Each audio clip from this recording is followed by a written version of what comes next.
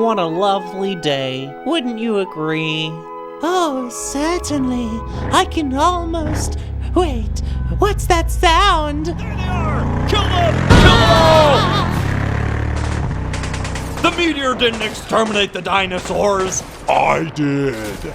Hey folks, welcome back. I'm your host, R.R. Slugger, and today we're taking a look at what is undeniably one of LEGO's most aggressive themes to date, Dino Attack. Released in 2005, Dino Attack contains only 5 sets and is utterly emblematic of LEGO's edgy teenage phase as they tried way too hard to be cool. This series was all about guns, guns, guns. Just look at the cannon on the back of... Wait, hang on, what am I looking at here? This isn't at all how I remembered it. Here, let me show you. There, see? This is set 7475 Firehammer vs. Mutant Lizards. I had this set growing up, and the rear turret was always something I remembered standing out. So, why is it missing on this box art? Hold on, Dino 2010? I thought this was Dino Attack. What's going on here? Well, that largely encapsulates my confusion upon first learning about Dino 2010, the sister theme to Dino Attack. I had no idea this stuff existed. Apparently, both themes were region exclusive and released simultaneously, with Dino 2010 debuting within Europe and Dino Attack releasing pretty much everywhere else. As far as I can surmise, the story goes something like this. Dino Attack was developed and ready to release in 2005, but just before it hit the market, someone at the LEGO Group had the brilliant realization that a series containing gun-wielding paramilitary psychos probably wouldn't play too well in European markets. And if you think I'm being too judgmental using the word psycho to describe these characters, here's the biography of one of the team members from LEGO's official website. Shadow is the most driven member of the Dino hunting squad. His home city was devastated in the first Dino Attack, and although his family made it to safety, his entire neighborhood was flattened. An adventurer who has been in every international hotspot, he prefers to use the Sonic Screamer first and worry about the Dino's intentions later. Huh, a Sonic Screamer? Is that like some sort of audio-based pacification device? I guess they call it a Sonic Screamer because screams are the only sounds its victims are gonna make, yeah? Yeah, Dino Attack was violent. And I'm not trying to say that violent toys are inherently a bad thing or anything. I don't pretend to know what's best for kids, after all. I had fun with these sets growing up, and I didn't turn out to be a gun-wielding paramilitary psycho. What I am saying, though, is that it's no surprise to me that the company decided to walk this series back a few steps and course correct with Dino 2010, especially given LEGO's track record of less violent toy designs. Dino Attack was just a bridge too far. So today I'd like to compare and contrast 2 sets in an effort to explore the differences between both themes. The previously mentioned 7475 Firehammer vs. Mutant Lizards, and its counterpart, set 7296 Dino 4-wheel drive Trapper. Let's start with the Dino Attack offering first to establish a baseline, then we'll gauge what they altered in its European iteration. The Firehammer is a big, and I mean big, all-terrain SUV, measuring in at a length of 24 studs and a width of 12, not including the tires. The Firehammer is simply not made for the streets of LEGO City. I think it's arguable whether or not it's even made for minifigures, with its scale being more similar to that of Model Team than anything else. Despite its bonkers size, or perhaps because of it, the Firehammer packs in a lot of detail. The hood and front grille slope upwards towards the exposed 8-cylinder engine in the middle. The roof is adorned with floodlights, illuminating any dinos caught in its path. Actually, let's back up for a moment. not what I meant. No, what I meant was the color scheme of Dino Attack. This is one of those simple but brilliant combinations that only come together once in a blue moon in LEGO's portfolio. Beyond the typical smatterings of black and grays, the two primary colors of Dino Attack are tan and dark red. Incredibly simple, yet instantly recognizable. An impressive feat for a theme with only 5 sets in it. Getting back to the vehicle again, let's take a look at this rear turret, as this is surely to be the primary point of departure from its 2010 compatriot. In what is likely one of the company's most creative reuses of what would otherwise be a purpose-built part, a LEGO soccer figure stand provides the spring-loaded power to launch these rack-mounted missiles one by one. How freaking cool is that? This exact play feature was copied and pasted into multiple sets that year, so it's hard to say which series did it first, but ultimately I'm not sure it matters. It's here, it's cool, and it elevates the Fire Hammer from good to great. But how does its less combative clone compare? Well, first things first, Dino 2010 still released in 2005, despite the name.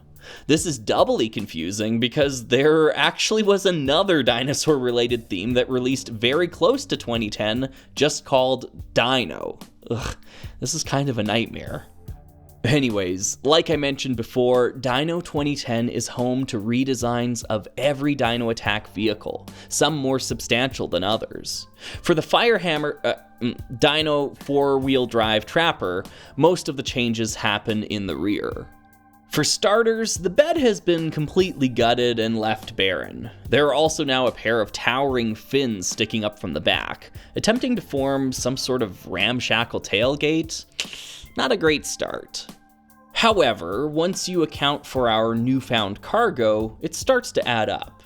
Because the set designers were tasked with removing all of the guns from Dino Attack for release in Europe, they had to come up with something to replace them with.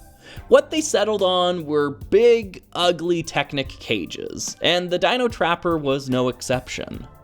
Of all the cages in Dino 2010, I think this one was executed the best, probably because it's the smallest. Baited with a pair of chicken legs, this trap is ready to lure any unsuspecting mutant lizards. When they get too close, you can slam the door shut behind them, locking them in. I'll admit, this isn't amazing.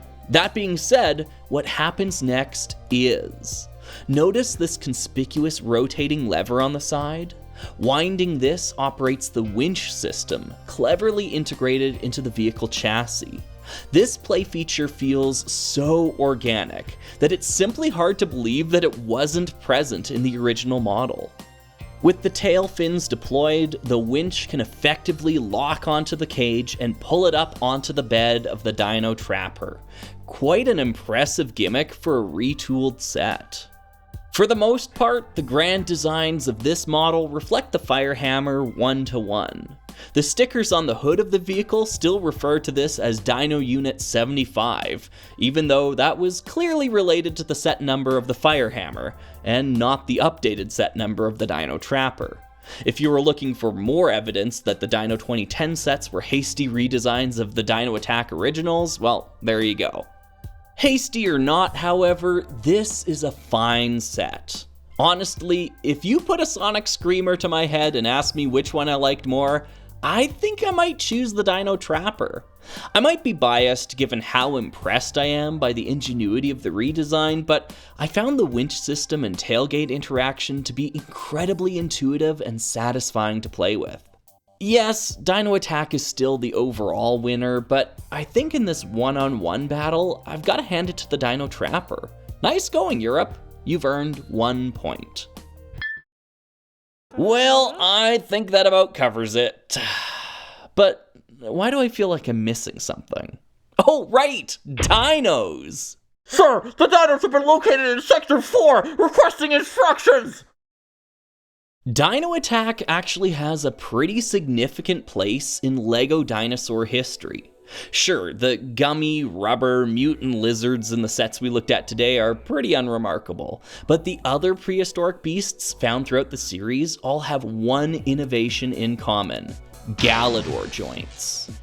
These dinos were the first to adopt this ratcheting joint type, and in doing so, effectively set the standard for the next 20 years of the company. LEGO dinos today share so much DNA with their predecessors, and by extension, with Galador. You thought we could get through the Summer of Slug without mentioning Galador? Believe me, we're just getting started.